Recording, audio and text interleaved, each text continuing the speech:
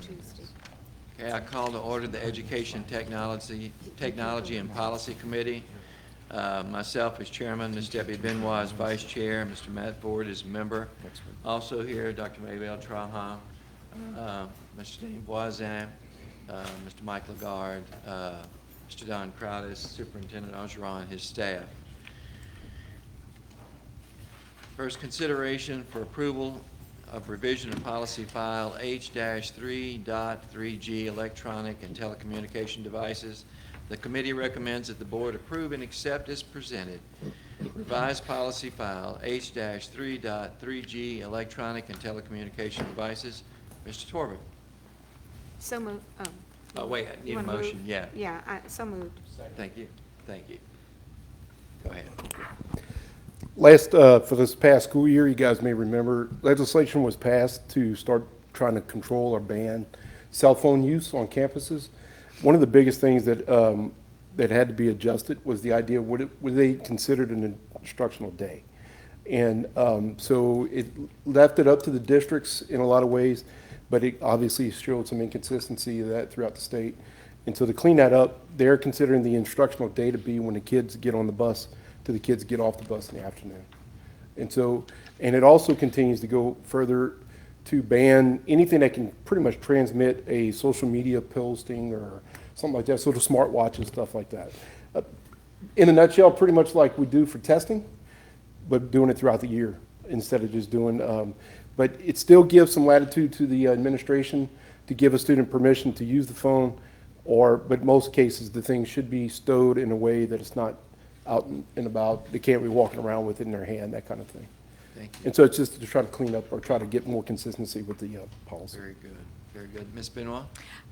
Do you anticipate any problems with that? It seems tempting, you know, that you can have your phone with you and your iWatch and all those things and then not look at them or not, you know, use them. Do you anticipate the problems with that? And a short answer, yes, ma'am. Because the problem with it, Ms. Benoit, is that, as you guys may recall, we had a point where we didn't have, our phones weren't allowed. Right. Then we said, okay, they can be allowed, but they can't be out, you know, that kind of thing. So we're kind of going back and forth. It seems Right. like we're trying to go back to where we were. So obviously, we'll look at each case individually and try to be as fair and as consistent as we can be with that. To say that we're going to have the smartwatch police walking around, I mean, it's one of those things that if it's identified, if it's, then obviously it'll be corrected accordingly. So have you already established the penalty for using your phone when you're not supposed to be using it? What's going to happen? Yes, ma'am.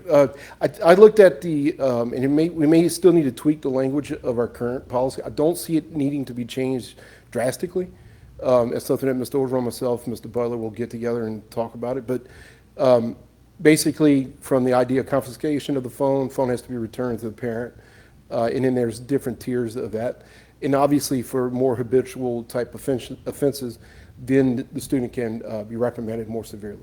So it can be suspension, can be expulsion, things like that. That's what I was wondering, if it would be as severe as that, or just a matter of you can't bring your phone anyway, you know, to school. You try to keep it in a minimal, just that. Yeah. Because obviously something like that, it's sort of like a dress code violation. You try not to be as drastic as but obviously, depending on the circumstance, depending on the confrontation, if you want to call it that, or the issue or significance of the issue, it can lead to that, to a more severe penalty. Yeah. But it's really not going to be focused on the idea of the cell phone. It's more along the line of the reaction from the student. Right. But in most cases, you try to keep it at a minimum, because we don't want to see kids being suspended or expelled for something that, over a phone. No, it's not as severe as bringing a no. weapon to school. Correct, And correct. But if it's consistent and persistent, Yes, then ma'am. I can see just no privilege Yes, ma'am. as far as phone is concerned. Definitely, and that is ultimately, and in my experiences, even back when I was at the school level, usually one or two times, but a lot of times,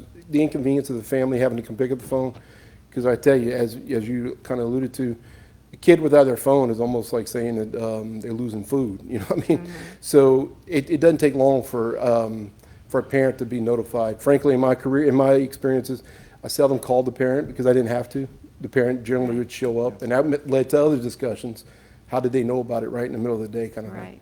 But yes, ma'am, we try to address those things individually as much as possible. And I noticed in the policy, it sort of alerts parents that if they want to contact their students, they should be calling the school office and not the phone. Yes, ma'am. You know, I would think that probably some document that the parents are aware and would sign off on that, that they understand that they're not supposed to be calling their child's phone, that they need to call the office, you know? You hope I mean, not. having it in policy is one thing, but knowing that they read it, Yes, ma'am. you know, is another. So, Well, every year, the parent has to sign off that they've reviewed the compacts and things through, Yeah.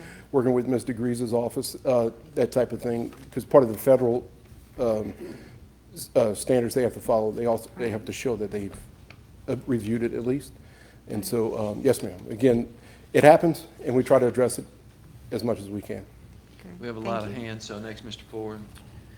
So not that I want to question forethought and their infinite wisdom, but there's a couple of things in here, and I know the idea is to be consistent statewide, but I think there's times whenever we as a district can go a little above and beyond, and I would like if we did so.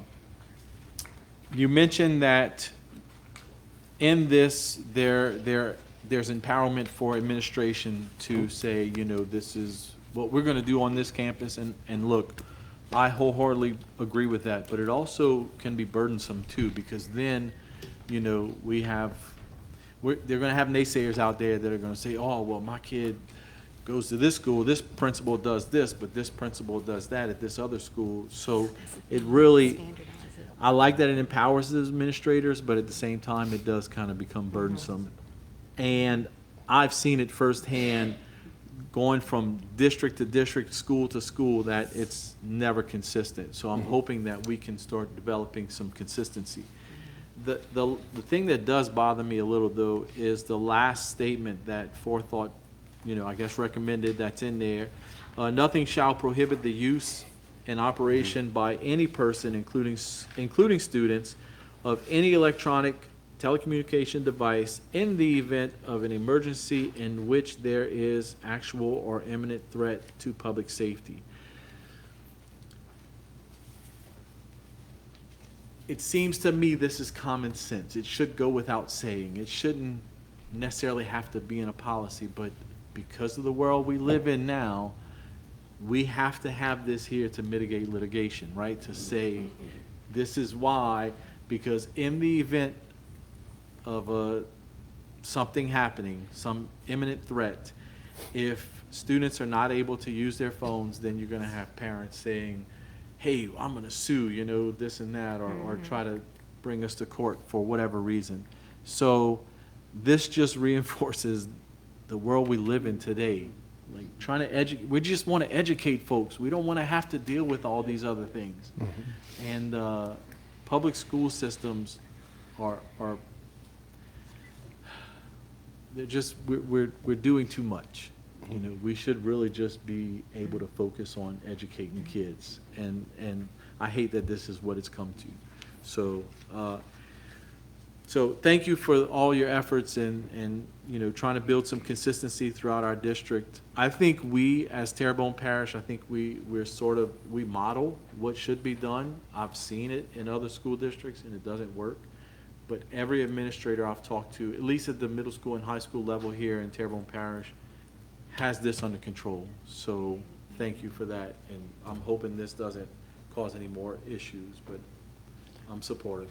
Can I just make a couple of comments real quick? Absolutely. So, Mr. Ford, to build on that point, what I interpret the idea of giving latitude to administrators is similar to, and again, unless Mr. Orgeron or others would disagree, similar to like what we do with a uniform policy. We're mandated to follow it majority of the time, but if there's a dress down day, for example, the administration has an opportunity to say, hey, you can wear a Spirit shirt or something on Friday. What I attest that to is, well, when you read through the policy, it talks about activities and things that happen during the school day, that then administrators would have that latitude to say, hey, phones are cool if you want to take pictures or whatever, a field day or whatever, just an example. Then I don't see where that's a major issue. And then also, too, as an administrator, and I have some of us on the board that have been in those positions, you may ask a student, hey, you have a good contact number for your mom, call your mom. You may give that latitude to them to where it maybe speeds up that conversation. And then the idea of the emergency contact. What it does on our end, it forces us to be quicker on the draw to try to get the information out there so that you don't have parents, rightfully so, freaking out because their kids called them in the middle of the day and that they're on lockdown or whatever. And it could just be a drill, but the kid didn't know that. And so we try to be as quick as we can or as forthcoming as we can with that information. So it does help us or it forces us to be faster, hopefully more accurate, but to try to eliminate the fear that it can create. Because I got to say, just that example at Terrebonne, we didn't have the mass influx of parents calling or coming to the campus that day, and I credit that to the administration and to us as well, because we responded to it as quick as we could, and I think we got the information out as fast as we could. Yeah. Thank you. Mr. Lagarde? Yes, now, what's the first offense? First offense, Mr. Lagarde, is to seize the phone and call the family, call the parent. Second offense? Similar, but then you lengthen the time, you may suspend the use or the possession of the phone for a given period of time. Third? And again, then eventually in the third one, it gets to the point where they can't have the phone at all for the rest of the year. And we're gonna be consistent across the board at all schools? I hope so. Yes, sir. You know, because I spend half of my day on the phone Oh, with parents and, mhm, see, this, last year, we would have the phones and we let the kids use the phones. mhm, We was fighting what was instructional minutes and then Mhm. what was non-instructional. And Right. the district I work at, no, from off the bus, actually on the bus to on the bus. mhm, And off the bus, you couldn't have a phone. right. And high school kids, we're gonna have a problem. You know, if we're not consistent, Mhm. we're not gonna give their phone up. Yes, sir. They love their phone. And if we not consistent, we're gonna have problems. Yes, sir. I agree. At the school, so we have to be consistent. Yes, sir. I can't disagree with that. So I wouldn't, you know, but why you gonna tempt them when you gonna let them bring it to school? Trust me, they're gonna be on them. Mhm. And I don't think we did a good job policing it in this parish. Most administrators ignored it because they didn't want to fight. Mhm, Kids was on their phones, in class, in the bathroom, walking down the hall, they just didn't want to fight. mhm, Now you have a fight because you can't have it at all in the daytime, you know, when they were walking down the hall with it. Well, I'm going to the restroom, or it's break time, or it's lunch. No, you can't have, now we're gonna see the fight. Yes, And sir. I hope administrators did with it, Yes, sir. you know, and be solid.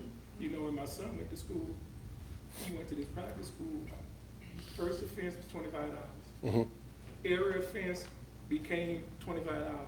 You know, phone wasn't that expensive back then, but you know what, keep it. Y'all can have it, he won't have it. mhm. But parents gonna come over these expensive phones. Now, I'm gonna ask you another thing, we're gonna run into a legal problem. When the school take those phones, we gonna be legally responsible for that $1,000 phone.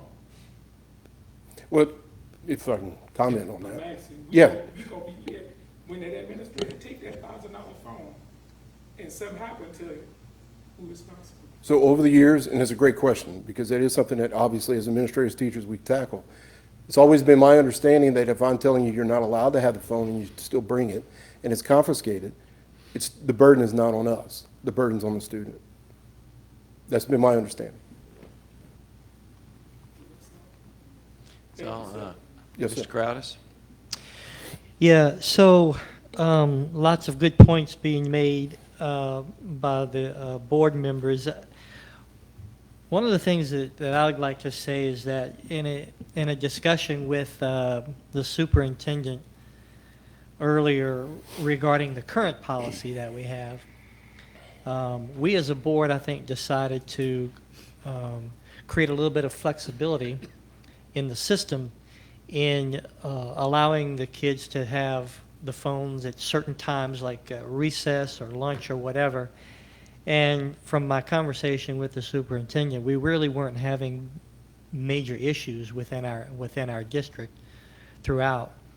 You know, with the enforcement of this policy, I guess what I'm trying to say is, if it were left to us, but it doesn't seem like the state legislature has left it to our decision because of this Bulletin 741 by Bessie, it kind of seems like we have to move forward with this. But had we had the ability to vote on this, I'm not sure that I would have supported a strict. I think, you know, had my conversation with the superintendent been different, and he just said, you know, we got lots of problems going on, I'd say, okay, well, now it's time to get stricter. But with that being said, it seems like we have to move forward with it. But I thought what we were doing before created the nice balance between away and, giving them a little bit of something. I think I too believe that this is going to be difficult to enforce on the students. I think it's going to present some issues. If I can just add real quick. Absolutely. Again, just as I've said, Mr. Cottis, I don't disagree with you as well. And again, working with Mr. Orgeron, Mr. Butler, and I will get with administrators to give some type of grace period to where they are warning and they are working with this. Because again, we don't want to see a situation where we're putting kids, eventually, if we have to, we will, but we don't want to see where we're just putting kids out of school for something because they had a possession of a cell phone. Because we do have situations where kids, the only thing they have on their record is a cell phone violation. Yeah, you bring up a good point. You bring up a good point as far as having the parents, they're supposed to sign something saying that Yes, they've sir. been, how early in the summer are we going to send that out to the parents so that they have ample time to read it and make sure that everybody's aware of this new policy? Go ahead, Mr. Orgeron. So outside of our discipline handbook, as soon as this gets approved at board meeting, we're gonna start sending out correspondence to families through the schools. We've already kind of talked about that. Okay. And it's one of those things that it's not really time sensitive as far as them having to do anything other than prepare. Just get ready, this is coming. You don't have to buy anything or change wardrobe or anything like previous days. Just get ready. And already in discussions to get it out there as much as we can, like with HTV, social media, things like that, just to build on what Mr. Orgeron was talking about as well. Clear bag policy. Yeah, Mhm. uniform stuff. Thank you. Yes, sir. Mr. Boisand? I don't necessarily agree with it, because it is going to cause chaos. And being an administrator, as you and I have been in a high school, the biggest issue is consistency, and that's what I've heard across the board. If, administration could be pretty firm, but then you're going to always have that teacher or two or five that allow it. And it's to be consistent. That's the big word. And if they have it in their possession, then they're tempted. Of course. Is there a way, I don't agree with it, but is there a way that we can just, don't even bring it to school? Because, There's always a way. I think we run into a problem with kids who have after-school kinds of things and they need it for rides and all that kind of stuff. That's always an issue. well, we did it. I know it's a different world. It is. We used to walk uphill in the snow barefoot. It Yeah, used to be I remember too, those right. days, yeah. That was just 4 months ago. Yeah, exactly. If everybody else had an opportunity. Yeah. Anything else? No, that's good, that's good. It's just, And I can say I agree with you. I think what we were doing was working. And I think what we were doing was, I know it was within the law. But since we initiated our policy with the flexibility, like you said, Mr. Crowder, Bessie stepped in with Bulletin 741 and clearly defined what an instructional day was. So that changed it. So we can't have any flexibility. So I think it's important for people to know, for kids to know, students to know, parents to know, we're following the law. And there's no wiggle room. There's no way to get around it or flex it here and there. And everything you said was truth. Consistency will be the key. Will kids be tempted? Will it be difficult? Without a doubt. But we're going to have to follow through and be consistent with this. And I think over time, kids will adapt, get used to this whole notion, and maybe something positive will result from it. That would be the ultimate goal, where they're not as dependent and just maybe more engaging with other ways to communicate with people. That would be the ultimate goal from this whole idea. And I think that's why this is in place, because of the way kids communicate now, which is maybe not in the best ways, So that's my, and I think, again, like we said earlier, we're going to communicate this out as soon as we can, and I think we're within enough time to really let everybody get prepared for this change. Dr. Strahan? Oh, thank you. Just one point about not bringing the phones to school at all. I've had a lot of parents, not a lot, a number of parents contacted me. Some parents, custodial parents, have, I don't know if it's well-based or well-founded, but they have fear of a parent that does not have custody, or a former relationship with another person that does not have custody of their children, that would try to get their children off a bus or try to get their children checked out of a school when they're not supposed to. And a lot of parents use the 360. They know where their kids are at all the time. And when their phone, when their child is in their possession, when the phone is in the child's possession, even though they're not using it, and the child turns it on when they get on the bus in the evening, even though they've had it off all day, that parent knows that that child is safe. And that means a lot to a lot of our parents. So that's one little item that you know, we can't forget, that parents do depend on phones to make sure that their children are safe, Yeah. a lot of the time. Thank you. Mr. Ford, you had one more comment? Yes. And I don't want to be too long-winded. I mean, since Roger Dale's not here, I'll take his place. So I just want to reiterate, we, as Terrebonne Parish, we're the exception, we're not the rule. So I rarely ever find myself agreeing with Bessie. But in this situation, I know that they had to put in the instructional day guidelines because there are school districts that were not adhering to the policy.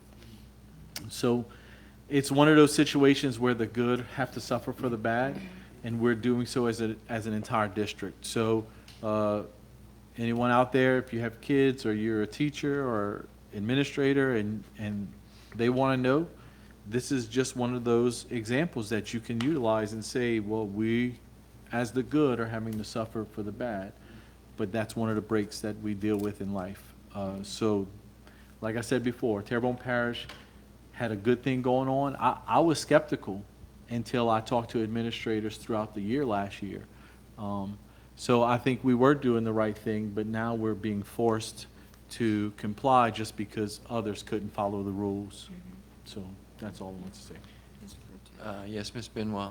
Yeah, well, just one quick thing. I think the difficulty in this case will be because we had a policy already about cell phones, and they were all familiar with it, and it worked.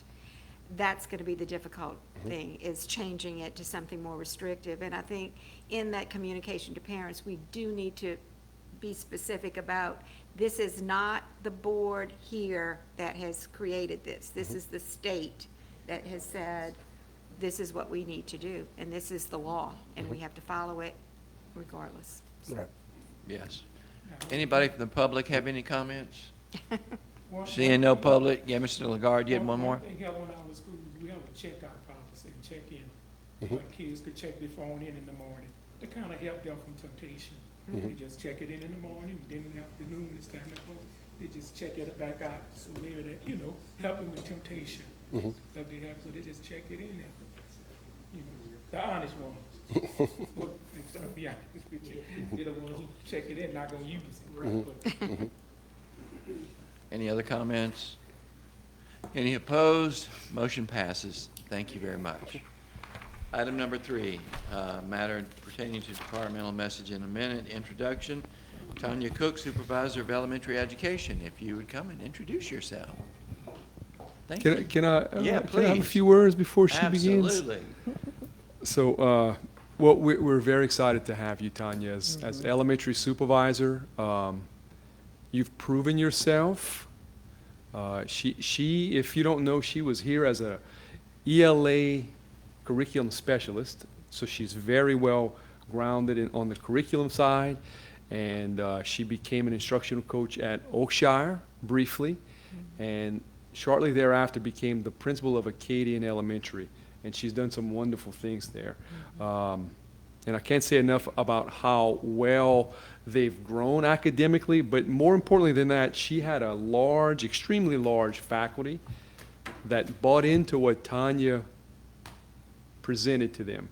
And the way she carried herself and had her teachers back, and I've heard it repeatedly when we selected her, from her faculty and staff.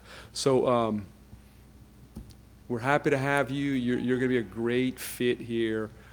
She's respected by her peers, so I think that's a strong quality for her to lead other principals. She'll be very well respected, not only just because of her success, but because of the way you carry yourself. You're mature and ready for this endeavor. So welcome aboard. Thank you for applying, and we'd like to hear a few words from you this evening. Well, thank you all so much. I am excited about this new opportunity to be able to, what I call sprinkle my Tanya magic on the district. I was fortunate enough that I had people under me who bought into what I said, and they executed that.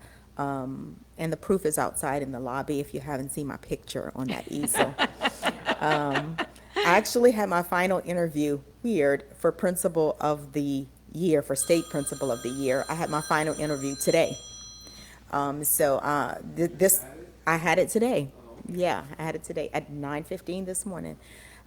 So it's just a testament of the wonderful things that can happen in Terrebonne Parish when you have strong instructional leaders who buy in and faculty members who buy into what you say. And so that is going to be my goal and my purpose here this year, is to empower, because I'm a firm believer in empowering the people that stand in front of our children to be the best that they can be, because ultimately our children will win if that happens. So I am going to pour into principals so they are strong instructional leaders and they make educated, data-driven decisions for the children in their building. So I'm excited about the opportunity. Mhm. Thank you. Thank you so much. Thank you for coming. You're welcome, you're welcome. Thank you, thank you. Yeah. Ms. Cooper, I heard a lot of good things about you. Acadian was one of my schools, and I hardly had to go over there because I know it was in good hands. But one thing I want to tell you, in 30 years of being here, one thing I'm going to tell you, always be honest with you. You know, and you've been doing a great job, but work with your principals, because we done had some people in this spot, not recently or whatever, not calling their names, who was bullies. You know, sometimes people get in spots and become bullied, I'm gonna be honest with you, but continue loving, work with your principals, and we wouldn't have that problem. Like you say, sprinkle that magic on them. And hopefully our school system will continue being good. We ain't where we at, but we can improve. Thank you, and I appreciate you. Thank you, sir. Good job. Thank you, thank you. Thanks. Good job. Thank you so much. Oh, I'm sorry, Matt. I just like how assertive you are, and I'm hoping that that doesn't change. I have high expectations because you've already raised the bar so much as an administrator. So, good luck. I'm glad to have you. Thank And you. I was kind of concerned you may end up going to Lafourche. Now I'm not concerned. So, I kind of have a little connection there. I know you was being recruited. I've been watching for a couple of years now. So thank you for sticking around and staying with us. Thank Yes, you. thank you, thank you, Any other commissioners? Thank you very much. thank you. Have a good evening. Thank you. Having no other items, we adjourn. Give it back to you, Mr. President. Thank you. Before we end up tonight, Mr. Ogeron gave us it with the literacy screening that we had to do an evaluation on the 15% of his eval. And that's all the data and the evidence to what the percentages that we grew from 2024 to 2025. And I think he's even gone further back to 2019. Is that what it looks like? Yep. So for you guys to look through, I know you turn in your evaluations. If you want to change it, let me know. Yes. Still have mine. Is this the only screener? You said this was the only screener we can use, nothing else. That's right. It's the only one. So if I look at research, I can't find nothing else out there. No, you can, but this is the official screener that we must use to get the data. We must use. Yes, sir. That's all I wanted. Yes, sir. This is the only one. Yep. Okay, thank you. So, Will there be something in math next year or? should be. Okay, all right. Yeah. We had a screen this year, but there's nothing prepared. Any other questions, board members? Then we're adjourned. Thank you.